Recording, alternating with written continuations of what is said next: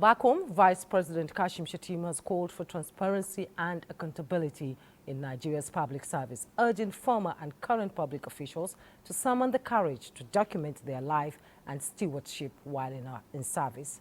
He stated this at the public presentation of OPL 245, the inside story of the 1.3 billion oil block, a memoir written by former Attorney General of the Federation and Minister of Justice, Mohammed Bello Adoke. It was at the Shehu Musa Yar'Adua Centre in Abuja.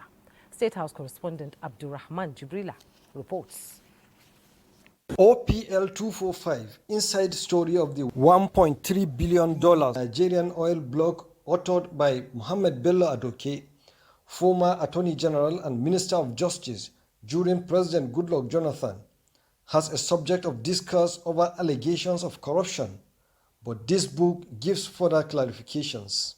It focuses on the OPL 245 in an extensive and comprehensive account of the allegations about his role, the burden that he has had to endure in terms of what he calls clinical persecution, or the lies and more lies, I'm quoting him, that were told against him and his eventual vindication. Let me use this opportunity to urge all of us to be conscious of the fact that power belongs to God. The best anyone who is blessed with the opportunity of a public office should do is to commit to that assignment and use the opportunity to uphold truth, justice, and fairness. But this book and the broader discourse it contributes to is not just about the oil block. It is about how Nigeria governs its resources, how decisions made in government echo through generations, and how public officials must balance legal clarity with national interest even when under pressure. The 271-page book with 5 parts and 26 chapters was unveiled in Abuja, recalling on events in the oil block story that led the author to go on exile.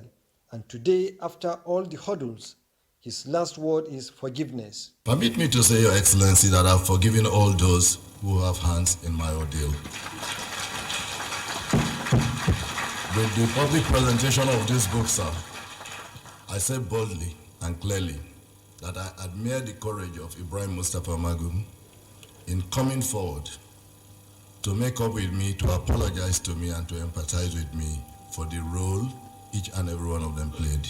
There is no final adjournment in the pursuit of justice. There is no permanent discharge in the reckoning of history. We have always been summoned, not by a judge, but by conscience and by posterity. This book, therefore, is an access card to the next phase of hearings in the court of public opinion. The pages of this work will inspire debates. They will provoke rebuttals. They will ignite fresh investigations. These conversations will take place in drawing rooms, in lecture halls, and in the columns of tomorrow's newspapers. Other speakers at the event acknowledged the bold steps taken by the author to give his own account in this compelling book on one of Nigeria's most contentious oil deals.